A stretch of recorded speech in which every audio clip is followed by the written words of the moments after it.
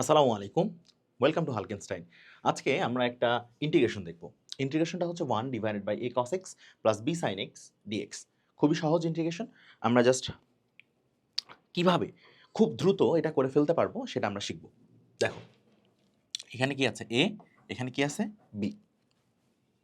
তাহলে সবার আগে লিখো 1 divided by root over a square plus b square, integral sine 1 divided by a cos x plus এটা হচ্ছে b sin x, এখানে হচ্ছে dx। ঠিক আছে, এরপরে এখানে ভাগ দিবা হচ্ছে সেম জিনিস দিয়ে root over a square plus b square, এখানেও ভাগ দিবা root over a square plus b square. এই পর্যন্ত ক্লিয়ার? এই পর্যন্ত যদি ক্লিয়ার হও তাহলে তুমি একটা জিনিস চিন্তা করো যে এটা একটা ত্রিভুজ।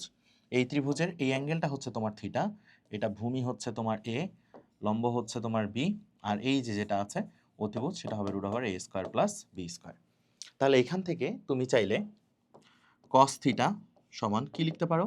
কস থিটা সমান লিখতে পারো A divided by root over A square plus B square. কেন? কারণ কস থিটা হচ্ছে ভূমি বাই অতিভুজ। এরপরে সাইন থিটা সমান সমান তুমি লিখতে পারো b divide by root over A square plus B square. লিখতে পারো কি না? আবার টেন থিটা সমান তুমি লিখতে পারো হচ্ছে বি বাই এ। ক্লিয়ার? আচ্ছা, এইটা লিখার মাহাত্ম্যটা কোথায়? এরপরে দেখতে পাবা যে এটা লিখার মাহাত্ম্যটা কোথায়।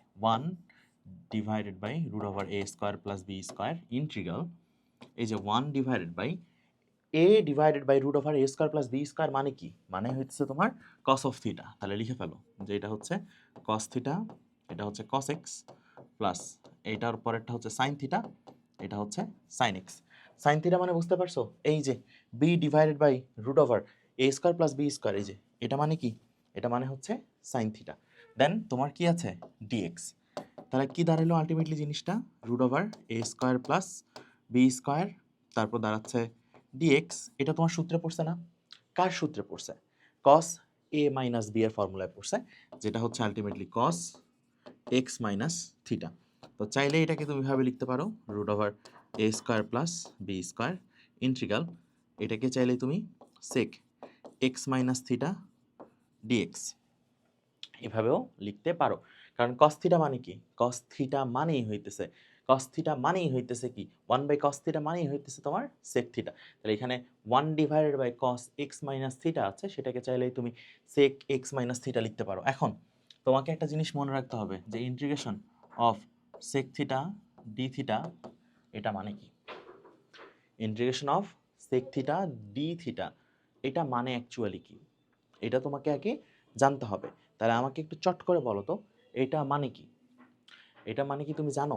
এটা মানে হচ্ছে তোমার ln sec theta plus tan theta plus c, এর মানে হচ্ছে এটা। ঠিক আছে, তাহলে এই যে যেটা আছে এটাকে চাইলেই তুমি রুট ওভার এ square plus B square ln sec x minus theta plus tan x minus theta plus C এটা লিখতে পারো।